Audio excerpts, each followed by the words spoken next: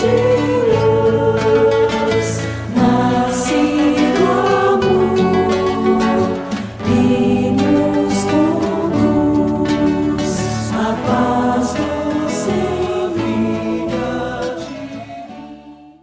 Nós, né, quando olhamos a questão 650, por exemplo, do Livro dos Espíritos, exatamente na lei de adoração, ele nos diz, origina-se de um sentimento inato, a adoração é fruto de um ensino. Sentimento inato, como da existência de Deus. A consciência da sua fraqueza leva o homem a curvar-se diante daquele que o pode proteger. E isto, meus amigos, é algo fundamental, né.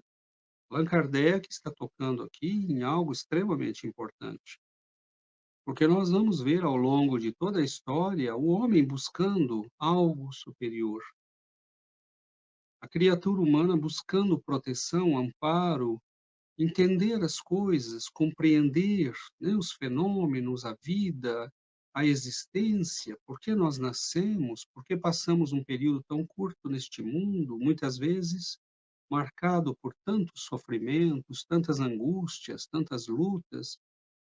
Há um propósito nisto tudo, e nós sempre buscamos neste ser superior, na divindade, esta referência externa a nós.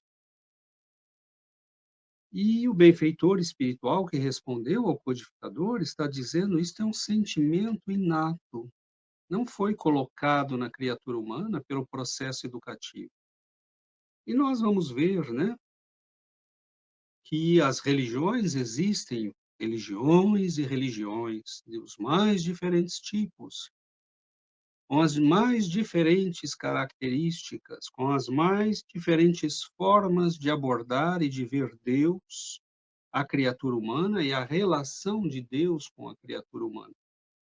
E quase todas as religiões vão estabelecer certos rituais que se colocam entre o crente e o Deus, né, que ele venera.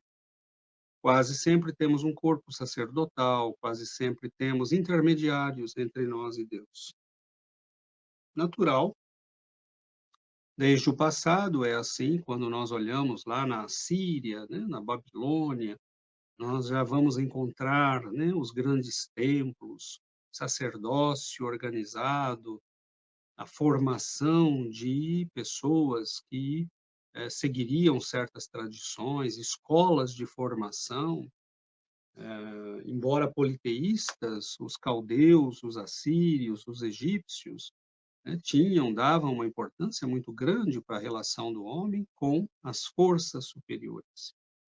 Mas, como Allan Kardec vai nos explicar, né, e como essa questão nos explica, essa fragilidade do homem fez com que ele se voltasse para estas forças superiores. E, inicialmente, o que é que nós víamos como forças superiores? Nós víamos os fenômenos naturais e, obviamente, começamos a atribuir a estes fenômenos, que eram os efeitos visíveis, uma causa que deveria existir. Então, começamos a atribuir a erupção de um vulcão ao deus do fogo, né? O movimento dos ventos ao deus dos ventos, o movimento dos oceanos ao deus dos oceanos, e assim por diante.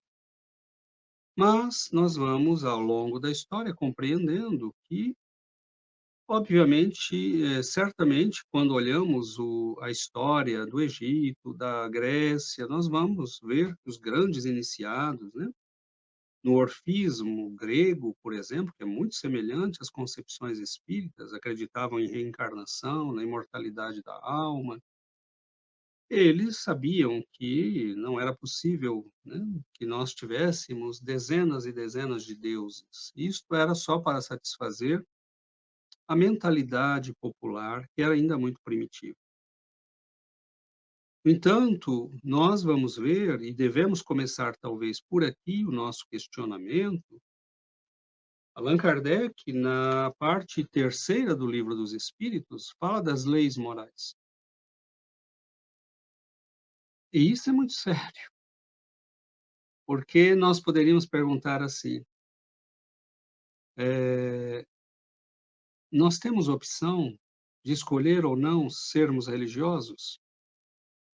Bom, nós podemos escolher sermos desta ou daquela religião, mas nós não temos opção quanto a sermos religiosos, quanto a buscarmos a espiritualidade, né? Então, façamos aqui a distinção.